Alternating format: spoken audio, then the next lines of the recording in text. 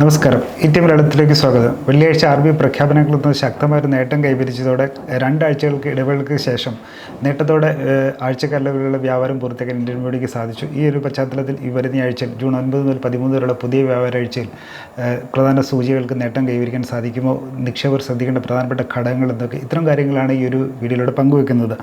അപ്പം നമുക്ക് കഴിഞ്ഞ ആഴ്ചയിലെ ഇന്ത്യൻ വിപണിയുടെ പ്രകടനം ഒരു ഒറ്റ നോട്ടത്തിൽ നോക്കിയാൽ ജൂൺ 6 അവസാനിച്ച വ്യാപാരാഴ്ചയിൽ നേട്ടം കരസ്ഥമാക്കിയാണ് ഇന്ത്യൻ ഓഹരി വിപണി കടന്നുപോയത്. അപ്പം വെള്ളിയാഴ്ച RBIയുടെ അപ്രതീക്ഷിത പ്രഖ്യാപനങ്ങളെ തുടർന്ന് ക്യാഷ് റിസർവ് റേഷ്യയിലായാലും റിപ്പോ റേറ്റിലെ ഒരു ജംബോ കട്ടിൻ്റെ ഇതിലായാലും ലിക്വിഡിറ്റി വർദ്ധിപ്പിക്കുന്ന നീക്കങ്ങളും ആ ഗ്രോത്തിനെ സസ്റ്റെയിൻ ചെയ്യാൻ വേണ്ടിയിട്ടുള്ള ഒരു RBIയുടെ ഭാഗത്ത് വന്ന ഒരു അപ്രതീക്ഷിത നടപടികൾ വിപണിയുടെ ഒരു സെൻറ്റിമെൻറ്റ്സിനെ ആകെ മാറ്റിമറിച്ചപ്പം വെള്ളിയാഴ്ചത്തെ ഒരു നേട്ടമാണ് വീക്ക്ലി ബേസിസിൽ ഒരു പോസിറ്റീവ് ടെറിട്ടറിയിൽ ക്ലോസ് ചെയ്യാൻ പ്രധാന ഓരോ സൂചികളായ നിഫ്റ്റിയെയും സെൻസെക്സിനെയും സഹായിച്ചത്. അപ്പോൾ ഇത് രണ്ടാഴ്ചയുടെ ഇടവേളയ്ക്ക് ശേഷമാണ് ഇന്ത്യൻ വിപണി ഒരു വീക്ക്ലി ബേസിസിൽ ഒരു പോസിറ്റീവ് നോട്ടിൽ ക്ലോസ് ചെയ്തത്. അപ്പം നോക്കുകയാണെങ്കിൽ ഒരു വീക്ക്ലി ബേസിസ് നോക്കുമ്പോൾ നിഫ്റ്റി 252 പോയിൻറ്റും സെൻസെക്സ് 738 പോയിൻറ്റ് നേട്ടവുമാണ് കൈവരിച്ചിട്ടുള്ളത്. ഏകദേശം 1% ആ സൂചികളുടെ ഒരു പെർസ്പെക്റ്റീവ് നോക്കിയാൽ 1% നേട്ടം കൈവരിച്ചു. ഇതിലൂടെ നിഫ്റ്റി നിർണായകമായി 25,000 നിലവാരം, ഒരു സൈക്കോളജിക്കൽ മാർക്ക് കൂടിയാണ്, 25,000 നിലവാരത്തിന് മുകളിൽ ക്ലോസ് ചെയ്തു. സെൻസെക്സ് 82,000 നിലവാരം തിരികെ പിടിച്ചിട്ടുണ്ട്. അപ്പം വെള്ളിയാഴ്ചത്തെ ക്ലോസിംഗ് നോക്കുകയാണെങ്കിൽ നിഫ്റ്റി 20,003-ലും സെൻസെക്സ് 82,189 നിലവാരത്തിലുമാണ് ക്ലോസ് ചെയ്തിരിക്കുന്നത്. ബെഞ്ച് മാർക്ക് ഇൻഡിസസിനേക്കാളും ഒരു ബെറ്റർ പെർഫോമൻസ് ബ്രോഡർ മാർക്കറ്റിൽ ഉണ്ടായതായി നമുക്ക് കാണാം. അപ്പോൾ അതായത് ഇപ്പോൾ നോക്കുകയാണെങ്കിൽ ഇപ്പോൾ മിഡ് ക്യാപ്പ് ഇൻഡെക്സ് 3%. ഇപ്പോൾ നിഫ്റ്റിയിൽ 1% നേട്ടമുണ്ടായപ്പോൾ മിഡ് ക്യാപ്പ് ഇൻഡെക്സ് ആകട്ടെ 3% നേട്ടം കരസ്ഥമാക്കിയിട്ടുണ്ട്. താരതമ്യേന ഭേദപ്പെട്ട പ്രകടനം തന്നെയാണ് സ്മോൾ ക്യാപ്പ് ഇൻഡെക്സിലും കാഴ്ചവെച്ചിട്ടുള്ളത്. ഇതുപോലെ തന്നെ നിഫ്റ്റി ബാങ്ക് NSEയുടെ ബാങ്കിങ് ഓഹരികളുടെ ഒരു സൂചികയായിട്ടുള്ള നിഫ്റ്റി ബാങ്ക് ആകട്ടെ ഒരു രണ്ടാഴ്ചക്കിടയിൽ ഒരു മികച്ച നേട്ടം കരസ്ഥമാക്കി 2%-ഓളമുള്ള നേട്ടം കരസ്ഥമാക്കിയിട്ടുണ്ട്. കഴിഞ്ഞ ആഴ്ചയിൽ, അതായത് വെള്ളിയാഴ്ചത്തെ പ്രകടനത്തോടെ ഒരു പുതിയ ഓൾ ടൈം ഹൈ, പുതിയ സർവകാല റെക്കോർഡ് ഉയരവും തിരുത്തി കുറിച്ചിട്ടുണ്ട്. 56,695 നിലവാരത്തിലെത്തിയാണ് ബാങ്ക് നിഫ്റ്റി ഒരു ഓൾ ടൈം ഹൈ വീണ്ടും തിരുത്തി കുറിച്ചത്. സെക്ടർ വൈസ് നോക്കുകയാണെങ്കിലും നിഫ്റ്റി മീഡിയ അല്ലെങ്കിൽ മീഡിയ സെക്ടർ ഒഴികെ ബാക്കിയുള്ള എല്ലാ സെക്ടേഴ്സും, പ്രധാനപ്പെട്ട 13 സെക്ടേഴ്സിൽ ബാക്കി 12 നേട്ടം രേഖപ്പെടുത്തിയാണ് കഴിഞ്ഞ ആഴ്ച ജൂൺ 6 അവസാനിച്ച വ്യാപാരാഴ്ച പൂർത്തിയാക്കിയത്. അതിൽ റിയാലിറ്റി ഇൻഡെക്സാണ് ഏറ്റവും കൂടുതൽ നേട്ടം കരസ്ഥമാക്കിയിട്ടുള്ളത്. RBIയുടെ പ്രഖ്യാപനങ്ങളെ തുടർന്നായ ശക്തമായ മുന്നേറ്റമാണ്. വെള്ളിയാഴ്ച തന്നെ 4% നേട്ടം നിഫ്റ്റി റിയാലിറ്റി സെക്ടറിൽ ഇൻഡിസസിൽ രേഖപ്പെടുത്തിയിട്ടുണ്ടായിരുന്നു. അപ്പോൾ ഇനി വരുന്ന ആഴ്ചയിൽ, അതായത് നാളെ മുതൽ തുടങ്ങുന്ന പുതിയ വ്യാപാരാഴ്ചയിൽ എന്തൊക്കെയാണ് ഘടകങ്ങൾ ശ്രദ്ധിക്കേണ്ടതെന്ന് നോക്കിയാൽ, ഒന്ന്, ഇന്ത്യ-US വ്യാപാരക്കാരെ സംബന്ധിച്ച പുരോഗതി ഈ ആഴ്ചയിൽ ഒരു നിർണായകമായ ഡെവലപ്മെൻറ്റ് ഉണ്ടാകുമെന്ന് പ്രതീക്ഷിക്കുന്നു. അത്തരം റിപ്പോർട്ടുകൾ നമുക്ക് നാഷണൽ മീഡിയാസിൽ കാണാൻ കഴിയും. അപ്പോൾ അതായത് US ടീം ജൂൺ 5, 6 തീയതികളിലായിട്ട് ഇന്ത്യയിൽ എത്തിയിട്ടുണ്ടായിരുന്നു. ഇക്കഴിഞ്ഞ മെയിൽ കേന്ദ്രമന്ത്രി US സന്ദർശിച്ച വേളയിൽ ഇന്ത്യ-US വ്യാപാരക്കരമായിട്ടുള്ള ഒരു കരാറിൻ്റെ തുടർ ചർച്ചകൾക്കായിട്ടാണ് US ഡെലിഗേഷൻ ടീം ഇന്ത്യയിലേക്ക് എത്തിയിട്ടുള്ളത്. അപ്പം ആ ഡെലിഗേഷൻ ടീം ജൂൺ 10 വരെ, ട്യൂസ്ഡേ വരെ ഇന്ത്യയിൽ സ്റ്റേ ബാക്ക് ചെയ്യുന്നുള്ളൊരു പ്രധാനപ്പെട്ട വാർത്തയുണ്ട്. അപ്പോൾ അത് ആ ഒരു ഇടക്കാല ഉഭയകക്ഷി കരാർ, അതായത് ഒരു ഇൻ്ററിം ബയലാറ്ററൽ ട്രേഡ് എഗ്രിമെൻറ്റിലേക്ക് എത്തുന്നതിന് മുന്നോടിയായിട്ടുള്ള അവസാനപ്പെട്ട ചർച്ചകൾ കാണുന്നുള്ളൊരു ശക്തമായിട്ടുള്ള റിപ്പോർട്ടുകൾ വിവിധ നാഷണൽ മീഡിയാസിൽ കാണാൻ കഴിയുന്നുണ്ട്. അങ്ങനെയെങ്കിൽ ജൂൺ 10, അതായത് ചൊവ്വാഴ്ചയോടെ ചിലപ്പോൾ അതുമായി ബന്ധപ്പെട്ട വാർത്തകൾ വരികയാണെങ്കിൽ മാർക്കറ്റ്സ്, പ്രത്യേകിച്ചും ഇത്തരമൊരു RBIയുടെ പ്രഖ്യാപനങ്ങളിൽ തോന്നുന്ന പോസിറ്റീവ് സെൻറ്റിമെൻറ്റ്സ് നിറഞ്ഞു നിൽക്കുന്ന ഇന്ത്യൻ വിപണിയെ സംബന്ധിച്ചത് വളരെയധികം പോസിറ്റീവായിട്ട് മാറാൻ സാധ്യതയുള്ളതാണ്. അപ്പോൾ ജൂലൈ 9 ഇപ്പം റെസിപ്രോക്കൽ താരിഫിൽ ഏർപ്പെടുത്തിയിട്ടുള്ള ആ ഒരു മരവിപ്പിക്കൽ കാലാവധി അവസാനിക്കുന്ന, അല്ലെങ്കിൽ ആ ഒരു ട്രേഡ് താരിഫിൻ്റെ ഒരു അല്ലെങ്കിൽ മരവിപ്പിക്കലിൻ്റെ തീരുമാനം ജൂലൈ 9 കഴിയുന്നതാണ്. അപ്പോൾ അതിന് മുന്നേ, ആ ഡെഡ് ലൈൻ അവസാനിക്കുന്നതിന് മുന്നേ തന്നെ ഇന്ത്യയും US തമ്മിൽ ഒരു വ്യാപാരക്കരാർ, ഇടക്കാല ഉഭയകക്ഷി വ്യാപാരക്കരാർ യാഥാർത്ഥ്യമാക്കാനുള്ള ശ്രമത്തിന് വീണ്ടും ഊർജ്ജം പകർന്നു എന്നുള്ളത്, അല്ലെങ്കിൽ ആ ഒരു ശക്തി ലഭിക്കുന്നു എന്നുള്ളതൊരു പ്രധാനപ്പെട്ട ഘടകമാണ്. കഴിഞ്ഞ 2 ആഴ്ചയൊക്കെ മുന്നേ ഇത് സംബന്ധിച്ച് വാർത്തകളൊരു അപ്ഡേറ്റ് വരാത്തതായിരുന്നു മാർക്കറ്റ് ഒരു സമയത്ത് ഇതിനെ നെഗറ്റീവായിട്ട് എടുത്തിരുന്നെങ്കിൽ. ഇപ്പോൾ US ഡെലിഗേഷൻ ടീം കഴിഞ്ഞ ആഴ്ചയിൽ ഇന്ത്യയിൽ ഉണ്ടായിരുന്നു. അപ്പോൾ അവർ ഈ ആഴ്ചയിലേക്കും അത് അവരിവിടെ സ്റ്റേ ബാക്ക് ചെയ്യുന്നു എന്നുള്ളത് ഒരു ഡിസിഷനിലേക്ക് എത്തുന്നുള്ള ഫൈനൽ സ്റ്റെപ്പായിട്ട് വേണമെങ്കിൽ നമുക്ക് കരുതാം. അതിൻ്റെ ഒരു ഔദ്യോഗികമായ വാർത്തകൾ ഇനിയും സ്ഥിരീകരണവും വരേണ്ടതുണ്ട്. പക്ഷേ എന്നിരുന്നാൽ പോലും ഇപ്പോൾ സ്റ്റേറ്റ് സെക്രട്ടറി, US കൊമേഴ്സ് സെക്രട്ടറിയൊക്കെ ഹൊവാർഡ് ലൂട്ട്നിക്കൊക്കെ ഇതിനോട് വളരെ ഒപ്റ്റിമിസ്റ്റിക് ആയിട്ടുള്ള, ഇന്ത്യയുമായുള്ള ചർച്ചകൾ വളരെ ഒപ്റ്റിമിസ്റ്റിക് ആയിട്ടാണ് കാണുന്നതെന്നും വളരെയധികം ഒരു നിയർ ഫ്യൂച്ചറിൽ തന്നെ അത് അന്തിമ കരാറിലെത്തുമെന്നൊക്കെ അദ്ദേഹം നേരത്തെ പ്രസ്താവന ഇറക്കിയിട്ടുണ്ടായിരുന്നു. അപ്പോൾ ഇതിനോടൊക്കെ ചേർത്ത് വായിക്കുമ്പോൾ വളരെ പ്രതീക്ഷയേൽക്കുന്ന ഒരു തീരുമാനം ഉണ്ടായേക്കുമെന്ന് നമ്മൾ കരുതുന്നു. അങ്ങനെയെങ്കിൽ അത് വിപണിയെ വളരെ പോസിറ്റീവായിട്ട് ബാധിക്കാവുന്ന ഒരു ഘടകം തന്നെയാണ്. രണ്ട്, ഈ US വിപണി, അതായത് US മാർക്കറ്റിൻ്റെ ഒരു ട്രെൻഡ് നമ്മൾ നോക്കേണ്ടതുണ്ട്. പ്രത്യേകിച്ച് അവിടെ നിർണായകമായിട്ട് രാഷ്ട്രീയ, വ്യാപാര, സാമ്പത്തിക പരമായിട്ടുള്ള ഡെവലപ്മെൻറ്റ്സ് അവിടെ വളരെയധികം ഉണ്ട്. അപ്പോൾ അതുകൊണ്ട് തന്നെ US മാർക്കറ്റിൻ്റെ ഒരു നീക്കങ്ങൾ, ഡെയിലി ബേസിലുള്ള നീക്കങ്ങൾ നമ്മൾ ശ്രദ്ധിക്കുന്നത് നല്ലതായിരിക്കും. അത് ഇന്ത്യൻ മാർക്കറ്റ് സ്വാധീനിക്കാൻ പറ്റുന്നൊരു ഘടകമാണ്. US മാർക്കറ്റിനോട് വളരെയധികം കോറിലേറ്റ് ചെയ്ത് തന്നെയാണ് ഇന്ത്യൻ മാർക്കറ്റും ഇതുവരെയുള്ള ചരിത്രത്തിൽ നീങ്ങിയിട്ടുള്ളത്. അപ്പോൾ അതുകൊണ്ട് തന്നെ അവിടുന്ന് ആ ഒരു വാർത്തകൾ അവിടെ ഒരുപാട് രാഷ്ട്രീയപരമായിട്ടുള്ളതുകൊണ്ട്, വ്യാപാരമായി ഇപ്പം അവിടുത്തെ കുടിയേറ്റം സംബന്ധിച്ചുള്ള പ്രശ്നങ്ങൾ നടക്കുന്നുണ്ട്.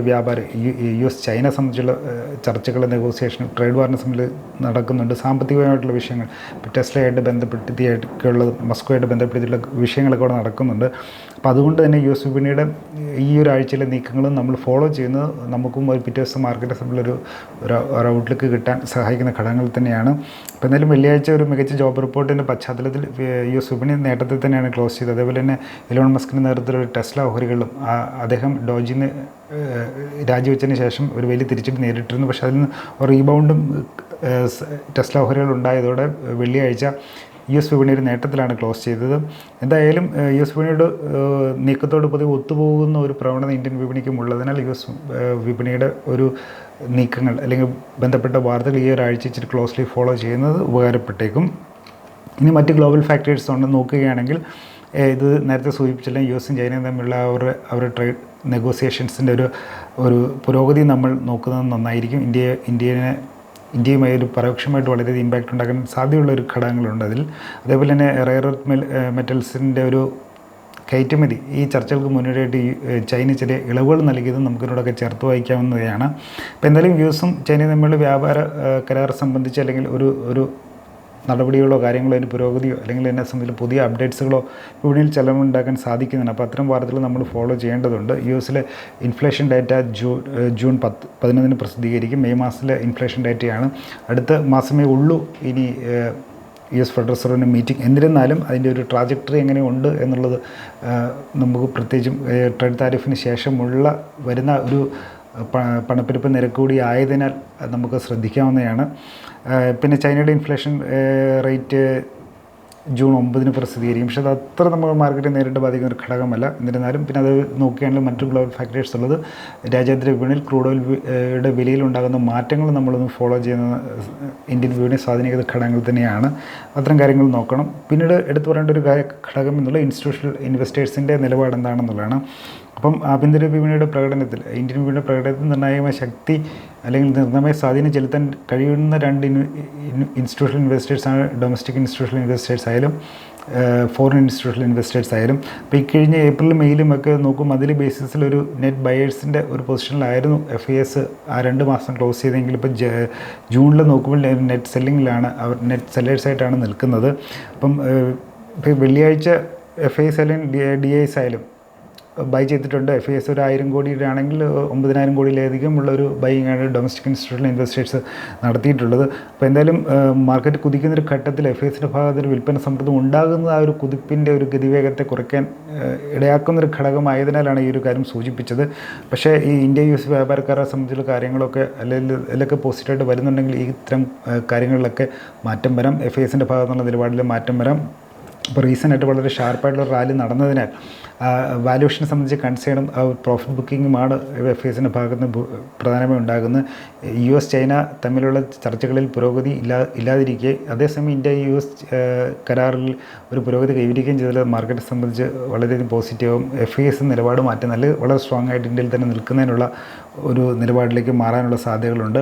ഇതിപ്പോൾ ഇത്രയുമാണ് നമുക്ക് സൂചിപ്പിക്കുക. US മാർക്കറ്റിനെ നോക്കണം. ഇന്ത്യ US വ്യാപാര കരാർ സംബന്ധിച്ച ചർച്ചകൾ ചൊവ്വാഴ്ച വരാൻ പോകുന്ന അല്ലെങ്കിൽ അതിന് മുന്നേ വരാൻ പോകുന്ന വാർത്തകൾ എന്നാണ് നമുക്ക് നോക്കണം. ഇൻസ്റ്റിറ്റ്യൂഷണൽ ഇൻവെസ്റ്റേഴ്സിൻ്റെ ഒരു നിലപാട്, ഗ്ലോബൽ ഫാക്ടേഴ്സ് എന്നിവയാണ് നമുക്ക് ഈ ആഴ്ചയിൽ ഏറ്റവും ഇന്ത്യൻ വിപണിയെ സ്വാധീനിക്കുന്ന ഘടകങ്ങളെ സൂചിപ്പിക്കാനുള്ളത്. ഇനി നിഫ്റ്റിയുടെ അല്ലെങ്കിൽ വിപണിയുടെ ഈ ആഴ്ചയിൽ ഒരു വീക്ക്ലി ബേസിസിലുള്ളത് നാളത്തെ ഒരു അനാലിസിസ് നോക്കിയാൽ, അപ്പം ആദ്യം നിഫ്റ്റിയുടെ വീക്ക്ലി ബേസിലുള്ള അനാലിസിസ് നോക്കിയാണ്. ടെക്നിക്കലി പറയുകയാണെങ്കിൽ കഴിഞ്ഞ 2 ആഴ്ചയായിട്ട് നമുക്കൊരു കൺസോൾട്ടേഷൻ ആയിരുന്നു നിഫ്റ്റിയിൽ നടന്നതെന്ന് കാണാൻ കഴിയും. 24,500 25,200 എന്ന നിലവാരങ്ങൾക്കിടയിൽ ഒരു തങ്ങി നിൽക്കുന്ന ഒരു കൺസോളിഡേഷൻ്റെ പാതയിലായിരുന്നു നമുക്ക് കാണാം. RBIയുടെ ഒരു അനൗൺസ്മെൻ്റ് ആണ് ഇപ്പോൾ ഒരു മാറ്റം ഉണ്ടായേക്കുന്നത്. അല്ലെങ്കിൽ 24,500 25,200 എന്നുള്ള ആ ഒരു റേഞ്ചിലെ ഒരു അപ്പർ ബാൻഡിലേക്ക് നിഫ്റ്റിയെ കൊണ്ട് എത്തിച്ചത് RBIയുടെ പോസിറ്റീവായിട്ടുള്ള പ്രഖ്യാപനങ്ങളാണ്. അപ്പോൾ അതിൽ നിന്നൊരു മൊമെൻറ്റം അവിടെ കാണാനാകുന്നുണ്ട്. ഈ ഒരു ഏരിയ ഇപ്പോൾ നിൽക്കുന്നത്, അതായത് ഈ പറഞ്ഞൊരു ഏരിയ എന്ന് പറയുന്നത് റീസെൻറ്റ് ഡൗൺ മൂവിൻ്റെ ഒരു 61.8% ഫിബൊനാച്ചി റിട്രേസ്മെൻറ്റ് ഏരിയ കൂടിയാണ്. അപ്പോൾ അതുകൊണ്ട് തന്നെ ഈ ആഴ്ചയിൽ വീക്ക്ലി ബേസിസിൽ 25,200 25,300 എന്നുള്ള റെസിസ്റ്റൻസ് സോണിൻ ആണ് നിർണായകം. ഇതിന് മുകളിൽ ഒരു വീക്ക്ലി ബേസിസിൽ ക്ലോസ് ചെയ്യാൻ സാധിക്കുന്നുണ്ടെങ്കിൽ വിപണിയെ സംബന്ധിച്ച് വളരെയധികം പോസിറ്റീവ് ഒരു ഘടകമാണ്. അങ്ങനെയെങ്കിൽ ആദ്യഘട്ടത്തിൽ 25,600ലേക്കും തുടർന്ന് 26,000ലേക്കും വരെ മുന്നേറാൻ കഴിയും. ഇതിനിടയിൽ ഒരു പോസിറ്റീവായിട്ടുള്ള ട്രിഗർ ഉണ്ടെങ്കിൽ പുതിയ ഓൾ ടൈം ഹൈയിലോട്ടുമൊക്കെ വളരെ അടുത്ത് തന്നെ പോകാനുള്ള സാധ്യതകളുണ്ട്. അപ്പം ഈ വീക്ക്ലി ബേസിസിൽ ഈ ആഴ്ചയിൽ 25,200 25,300 എന്നുള്ള റെസിസ്റ്റൻസ് സോണിന് മുകളിൽ ഒരു വീക്ക്ലി ക്ലോസിങ് നിഫ്റ്റിക്ക് കിട്ടുമോ ഇല്ലയോ എന്നുള്ളതാണ് പ്രധാനമായി നോക്കേണ്ടത്. അങ്ങനെ സംഭവിക്കുന്നുണ്ടെങ്കിൽ 25,200 25,300 എന്നുള്ള റെസിസ്റ്റൻസ് സോണിന് മുകളിൽ നിഫ്റ്റിക്ക് ക്ലോസ് ചെയ്യാൻ സാധിക്കുന്നുണ്ടെങ്കിൽ മാർക്കറ്റിനെ സംബന്ധിച്ച് ഒരു നെക്സ്റ്റ് ലെഗ് റാലി അതിവിടെ വരും, ബ്രേക്കൗട്ട് സംഭവിക്കും. അങ്ങനെയാണ് 25,600 26 നിലവാരങ്ങളിലേക്ക് നിഫ്റ്റി വരുന്ന ആഴ്ചകളിൽ മുന്നേറും. ഇനി അതേസമയം മറിച്ച് വീക്ക്ലി ബേസിസിൽ നോക്കുകയാണെങ്കിൽ 24,500 താഴെ നിഫ്റ്റി ബ്രേക്ക് ചെയ്ത് ക്ലോസ് ചെയ്യപ്പെടുന്നുണ്ടെങ്കിൽ ഒരു കറക്ഷൻ വരാം. പ്രത്യേകിച്ച് അത് പ്രത്യേകിച്ച് ഇപ്പോഴത്തെ ഒരു ഗ്ലോബൽ സിനാരിയോയുടെ ഒരു പശ്ചാത്തലത്തിൽ 24,500 ഒരു നിർണായകമാണ്. അങ്ങനെ ഉണ്ടെങ്കിൽ ഇപ്പോഴത്തെ റാലിക്ക് ഒരു താൽക്കാലികമായ ഒരു വിരാമം ഉണ്ടാകാം, ഒരു മൈൽഡ് കറക്ഷൻ വിപണിയിൽ ഉണ്ടാകാനുള്ള സാധ്യതയുമുണ്ട്. ഇതാണ് നിഫ്റ്റിയെ പറ്റി ഒരു വീക്ക്ലി ഔട്ട്ലുക്ക് പറയാനുള്ളത്. അതിന് ബാങ്ക് നിഫ്റ്റി നോക്കുകയാണെങ്കിൽ നമുക്ക് കാണാം ഒരു ഹെൽത്തി റിട്രേസ്മെൻറ്റ്, അതായത് ഒരു സെക്കൻഡ് ബ്രേക്കൗട്ട് അറ്റംപ്റ്റ് നമുക്ക് കാണാനായി ഒരു ഹെൽത്തി റിട്രേസ്മെൻറ്റിന് ശേഷമാണ്. അപ്പോൾ ഇത്തരം വരുന്ന ഘട്ടങ്ങളിൽ ഒരു ഹെൽത്തി റിട്രേസ്മെൻറ്റ് കഴിഞ്ഞു ആ ഒരു ഏരിയയിൽ നിന്ന് സപ്പോർട്ട് എടുത്ത് വീണ്ടും ഒരു സെക്കൻഡ് ബ്രേക്കൗട്ട് അറ്റംപ്റ്റ് നടത്തുന്ന ഘട്ടങ്ങളിൽ ഒരു സ്ട്രോങ് റാലിക്കുള്ള സാധ്യത കണ്ടിട്ടുള്ളതാണ് ഹിസ്റ്റോറിക്കലി നമുക്ക് കാണാൻ കഴിയുന്നത്. അപ്പോൾ അതിനുള്ള മുന്നോടിയായിട്ട് അല്ലെ അത്രയൊരു സൂചന നൽകുന്ന രീതിയിൽ വെള്ളിയാഴ്ച ബാങ്ക് നിഫ്റ്റി ഒരു പുതിയ ഓൾ ടൈം ഹൈ ക്രിയേറ്റ് ചെയ്തിട്ടുമുണ്ട്. RBI അനൗൺസ്മെൻറ്റിന് ശേഷമുള്ള ഒരു സെൻറ്റിമെൻറ്റ്സോട് നമ്മൾ പരിഗണിക്കണം. അതുപോലെ തന്നെ ഒരു സ്ട്രോങ് ടെക്നിക്കൽ ബ്രേക്കൗട്ട്സോട് നമ്മൾ പരിഗണിക്കുമ്പോൾ പിന്നെ അതുപോലെ തന്നെ ഹെവി വെയിറ്റ് ഇൻഡെക്സ് സ്റ്റോക്കായ HDFCയിൽ ഇപ്പോഴത്തെ ഒരു ടെക്നിക്കൽ ഫോർമേഷൻ ബുള്ളിഷ് ട്രെൻഡും ഒക്കെ പരിഗണിക്കുന്ന സാഹചര്യത്തിൽ ഇപ്പോഴത്തെ രീതിയിൽ നോക്കുകയാണെങ്കിൽ ബാങ്ക് നിഫ്റ്റി വീണ്ടും ഒരു കൂടുതൽ ഉയർന്ന നിലവാരങ്ങളിലേക്ക് പോകാനുള്ള എല്ലാ സാധ്യതയും കാണിക്കുന്നുണ്ട്. അപ്പം ബാങ്ക് നിഫ്റ്റിയുടെ ഒരു കീ റെസിസ്റ്റൻസ് ഏരിയ എന്ന് പറയുന്നത് 57,000 അതേപോലെ തന്നെ സപ്പോർട്ട് സോൺ എന്ന് പറയുന്നത് 55,000 നോക്കാനുള്ള രേഖപ്പെടുത്തിയിട്ടുള്ളത്, അല്ലെങ്കിൽ നമുക്ക് കണക്കാക്കാനാകുന്നത്. ഇനി നിഫ്റ്റിയുടെ നാളത്തെ സാധ്യതകൾ നോക്കുകയാണെങ്കിൽ 25,150 ഹയർ സൈഡിലുള്ള റെസിസ്റ്റൻസ് എന്ന് പറയുന്നത്.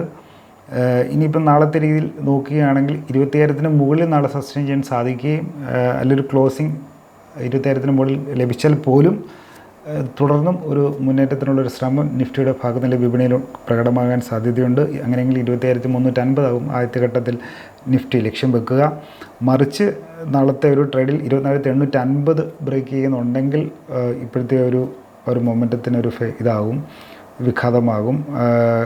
ഇപ്പോഴത്തെ ഈ വെള്ളിയാഴ്ച കണ്ട ഒരു കുതിപ്പിന് ചിലപ്പോൾ ഒരു തടയിടാം. അങ്ങനെ ഉണ്ടെങ്കിൽ പ്രോഫിറ്റ് ബുക്കിങ്ങിനും 24,850 ബ്രേക്ക് ചെയ്യുന്നുണ്ടെങ്കിൽ സാധ്യതയുണ്ട്. അപ്പോൾ 24,850 25,150 നാളെ ശ്രദ്ധിക്കേണ്ട പ്രധാനപ്പെട്ട ലെവൽ.